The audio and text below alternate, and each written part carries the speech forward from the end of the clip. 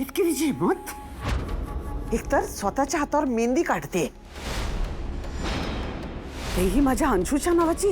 हो मम्मा, आणि मला तर आहे ना ह्यापेक्षा जास्त मोठ्या गोष्टीची भीती वाटते. काय? स्वानंदी ना काहीतरी मोठा प्लॅन करते बहुतेक. म्हणजे ती आहे ना अंशू आणि चिंगीचं सूत जुळवण्याचा प्लॅन करते. काय? अगं हो, ती दादाला हेच सांगत होती की अंशू आणि चिंगीचं काहीतरी सुरू आहे. तिला आहे ना हेच हवंय. अच्छा, बरोबर आहे. दोघींची लायकी सेमच आहे ना. स्वानंदीला स्वतःच्या लायकीचीच जाव हवी आहे वाटतं. असेल. मला त्या स्वानंदीवर आहे ना आधीपासूनच डाऊट होता मम्मा. ती अंशूच्या लग्नाबद्दल आहे ना अजिबात खुश नाहीये. मुळात आहे ना तिला अंशूचं चांगलं झालेलं कधीच बघवत नाही. या स्वानंदीची हिंमत दिवसेंदिवस वाढतच चालली आहे. आता बोलावंच लागेल हिच्याशी.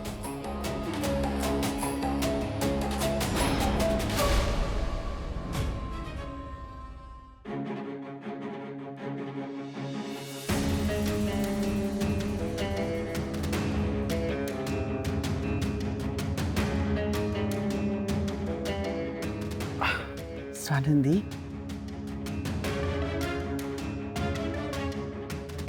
मला ठीक आहेस ना तू? हो, मला काय झालंय? नाही, तसं काही नाही. म्हणजे मला वाटलं काहीतरी टेन्शन आहे. म्हणजे बघ ना, हातावर मेहंदी पण नाही काढलीस तू, आणि अप्पीशी उगाचच वाद उकरून काढलास. मी कुठलाच वाद उकरून नाही काढला काकू.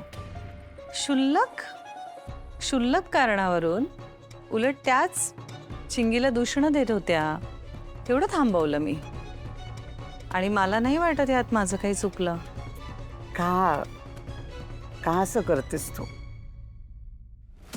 मी काय केलं?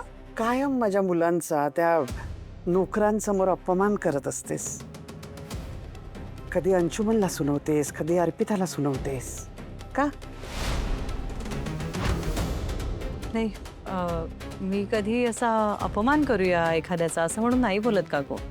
फक्त योग्य आणि अयोग्य हे मला कळतं. आता अंशुमन आणि अर्पिता ताईंना ते कळतच नाही. याला काय करणार ना मी तरी. तुला वाटतं ना तसं खरंच नाहीये. हो, पण मग घरातल्या स्टाफवर ते हात का उगारतात? एक ह्युमन लेवलला आपण माणसाला माणसासारखं वागवतो, एक बेसिक आदर देतो. तो का नाही देत? आणि ह्याच्यापेक्षा महत्वाचं, काकू तुम्ही कधीच त्यांना काहीच बोलत नाही का?